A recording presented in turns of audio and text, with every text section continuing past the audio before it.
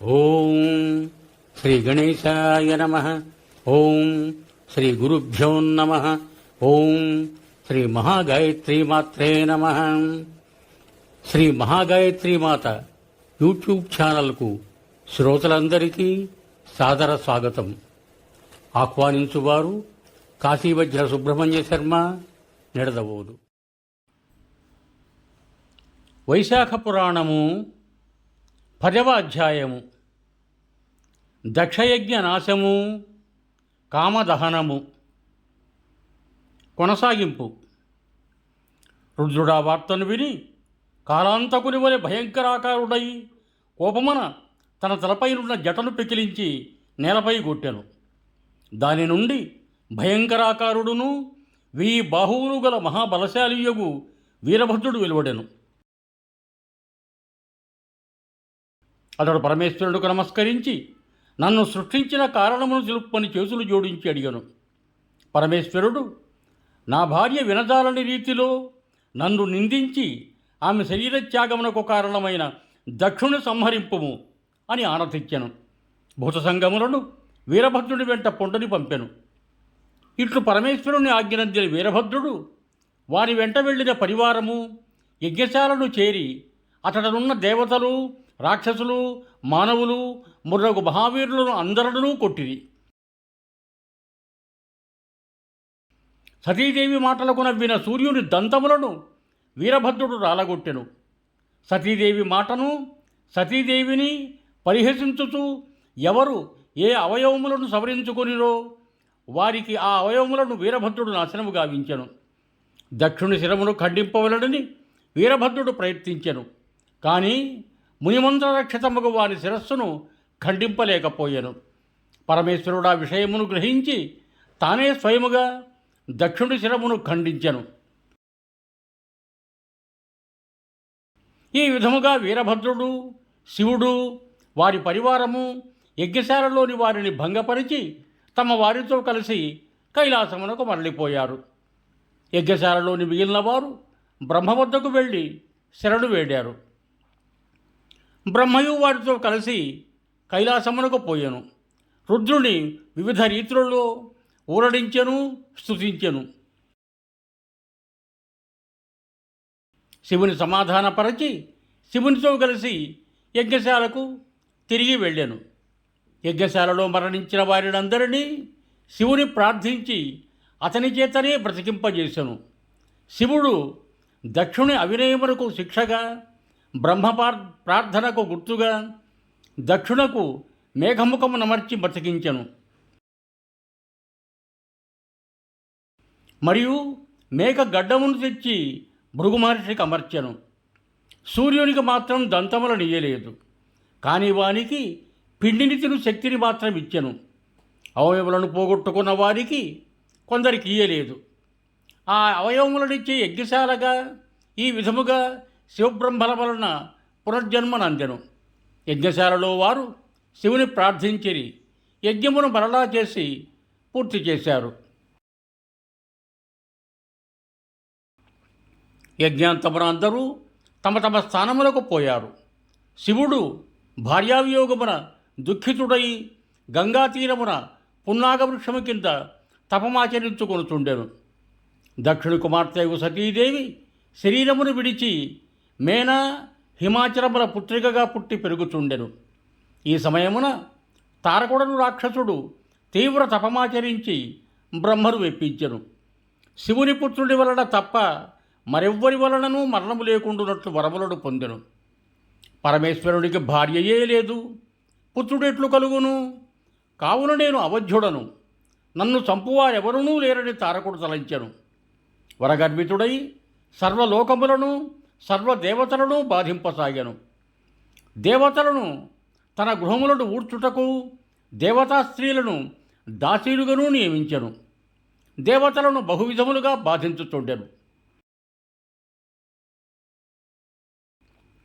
దేవతలు వాని వలన బాధలను భరింపలేక బ్రహ్మ వద్దకు పోయి తమను రక్షింపమని బహువిధముల ప్రార్థించిరి. బ్రహ్మయు వారి మాటలను విని ఇట్లు పలికెను. దేవతలారా, నేను తారకునకు రుద్రపుత్రుని విడిచి ఎవరూ నిన్ను గెలువజాలని వరమిచ్చిన మాట నిజమే. రుద్రపత్నియకు సతీదేవి దక్షుని యజ్ఞశాలలో శరీరమును విడిచినది. ఆమె ఇప్పుడు హిమవంతుని కుమార్తె పార్వతీయుని పేరుతో పెరుగుతున్నది. రుద్రుడును హిమాలయ ప్రాంతమున తపము చేసుకొనుచున్నాడు. కావున మీరు పరమేశ్వరుడు పార్వతితో కలిగినట్టు విధానమును ఆలోచింపుడని వారికి తగిన ఉపాయములు సూచించెను. వారిని యథాపూర్వకముగా ఉండుడని ఊరడించి పంపెను. దేవతలందరూ ఇంద్రుని ఇంట సమావేశమైరి. బృహస్పతితో ఆలోచించిరి. ఇంద్రుడు నారదుని మన్మధుని స్మరించెను.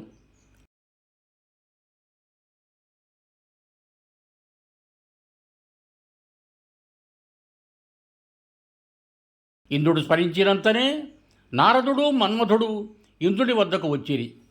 ఇంద్రుడు నారదుని చూచి, నారద మహర్షి, నీవు హిమవంతుని కడకు పోయి దక్షయజ్ఞమున శరీరత్యాగమునొచ్చిన సతీదేవియే నీ కుమార్తె పార్వతిగా జన్మించినది. భార్యాభియుక్తుడకు శివుడును నీ హిమాలయ శృంగమునంతే తపమాచరించుచున్నాడు. పూర్వజన్మలో పరమశివుని భార్యయే ప్రస్తుతము నీ కుమార్తెగా ఉన్న పార్వతిని శివుని సేవించుటకై పంపుము. ఆమెయే శివునికి భార్య కాగలదు, శివుడే ఆమెకు భర్త కాగలడు.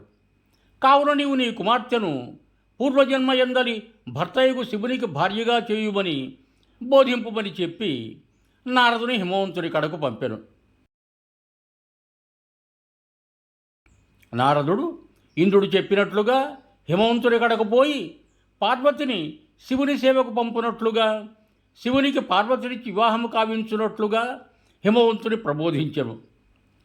హిమవంతుడును శివుని సేవకై పార్వతిని నియమించెను. నారదుని పంపిన తర్వాత ఇంద్రుడు మన్మధుని చూచి, తారకాసుర పీడితులకు దేవతల హితము కొరకు, భార్యాభియుక్తులకు శివుని హితము కొరకు నీవు నేను చెప్పు కార్యమును చేయుము. నీ మిత్రులకు వసంతునితో శివుడు తపమాచరించు ప్రదేశమునకు పొమ్ము. హృదయ మనోహరములకు వసంత ఋతుశోభలను ప్రవర్తింపజేయుము. పార్వతి శివునకు సన్నిహితురాలైనప్పుడు నీవు మోహబాణములను ప్రయోగింపుము. శివపార్వతులకు పరస్పరానురాగము కలిగి వారిద్దరికీ సమాగమం ఏర్పడినచో రుద్రపుత్రుడు జన్మించి తారకాసుర వధ జరుగును. దేవతలకు పరపీడనము పోవును. ఈ ప్రకారము చేయుమని వారిని పంపెను.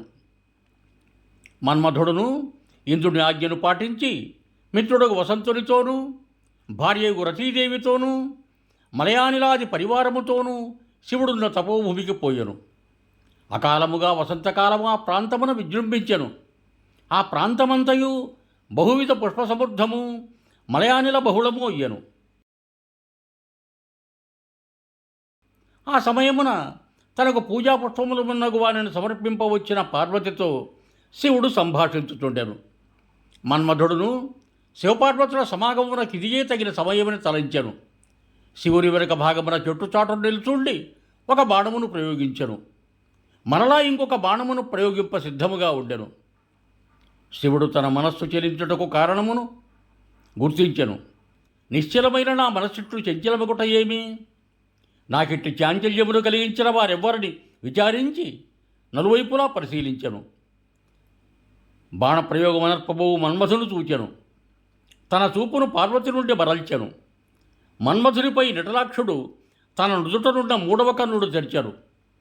లోకభీషణమైన ఆ శివుని నేత్రాగ్ని మన్మధుని వాని ధనుర్బాణములతో సహా దహించెను. తమ కార్యమేమగురోని చూచుచున్న దేవతలు భయపడి కకావికలై పారిపోయారు. వసంతుడు మన్మధుని భార్య రతి శివుడు తమను కూడా శిక్షించునేమో, ఆ శిక్ష ఎట్లుండునో అని భయపడుతుండేది. పార్వతియు భయపడి కన్నులను మూసుకొని దూరముగా పోయెను. స్త్రీ సన్నిధానం యుక్తము కాదని పరమశివుడు అంతర్ధానమయ్యను. మన్మధుడు చేసిన పని దేవతలకు శివునకు ఇష్టమే అయినను మన్మధునకు మాత్రము అనిష్టమైన అనర్థము కలిగినది. ఒకవేళ శివునకు దేవతలకు అనిష్టమైన పనిని చేసినచో ఇంకా ఎంతటి ఆపద మన్మధునకు కలుగునో ఎవరు చెప్పగలరు? కావున శృతకీర్తి మహారాజా, ఇక్ష్వాకు వంశం వాడైన హేమాంగదుడు సత్పురుషులకు అనిష్టుడే ఎగును. సజ్జనులను గౌరవింపక పరమాత్మకు అహితమును వైకల్యము కలవారికిని అప్రసిద్ధులను ఆదరించి గౌరవించుటచే చేసిన దానికి శునకాది హీనజన్మలెత్తి బాధపడెను. కావున సాధుసేవ ముఖ్య కర్తవ్యము. అనాథలయడ దయా జాలి మితిమీర రాదు.